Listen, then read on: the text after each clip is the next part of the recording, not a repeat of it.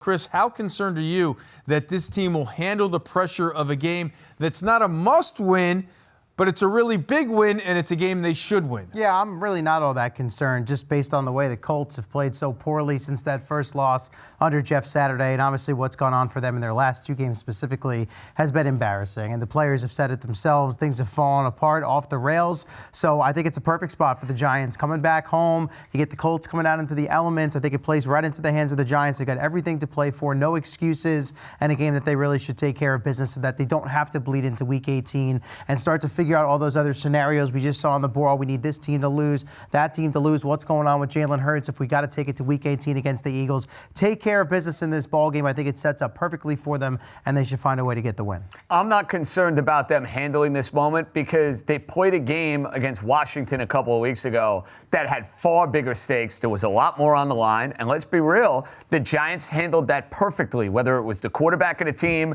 Saquon Barkley, Kayvon Thibodeau, you name it. Now you look at Indianapolis. I would have been far more concerned, guys, about the Colts if it were after the Minnesota game where they were up 33-0 and yucked that game away. They, offensively speaking, were non-competitive last night against the Los Angeles Chargers. They go to Nick Foles at quarterback. He looked like a guy who hadn't played a game in a year and a half. They don't have Jonathan Taylor, who's their bell cow running back. This is a game if the Giants are a playoff team, and I believe they've done enough this year to be a playoff team. You find a way to win. Case closed. I expect the Giants to get it done. I think it will be ho-hum. I think it will be matter of fact. I love them on Sunday. All right, you mentioned Barkley's performance against Washington. He's averaging more than 5 yards a carry in the last two games, but he hasn't carried the ball more than 20 times in a game since Week 10. So, JJ, is this a game Brian Daboll should call Barkley's number early and often? Yes, yes, and yes. And I'll tell you why, Eamon. Because if there's one thing the Indianapolis Colts do very well defensively, they get after the quarterback. They gave Justin Herbert some trouble in that first half on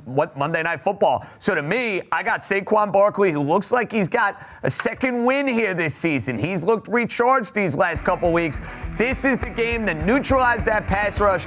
I unleash him, combined with Daniel Jones and his rushing ability. So to me, that is the ingredients to kind of neutralize that Indy pass rush. Yeah, I think they've done a pretty decent job of managing the touches here for him in the second half. You know, coming out of the bye, it looked like maybe he had lost a little bit of the gas, a little bit of the energy, like you mentioned. But now, this time of year where they need to lean on him, feels like he's pretty healthy. Got hit that shoulder a few weeks back. We're not hearing about that as much anymore. He's not showing up on the injury report. So to me, yeah, I think the game plan is early and often, like you said, see if you can build a little bit of a lead, and then maybe you can take your foot off the gas with him a little bit on the back end of the game. In a perfect world, you'd get the win, lock up the berth, and then maybe give him a ton of rest Week 18 against the Eagles. However, we got to wait and see, depending on which seed they might want, which opponent they could potentially play in round one of the playoffs. That could be a factor looking ahead to Week 18 as well. And I don't think, fellas, this is going to be the up and down game that we saw Christmas Eve against the Minnesota Vikings. I expect this game to be far more low scoring.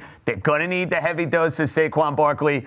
Ugly slot fest at a much warmer MetLife Stadium, might I add, on New Year's Day. Who thought we might be talking about the possibility of the Giants resting players with a playoff berth secured on Week 18?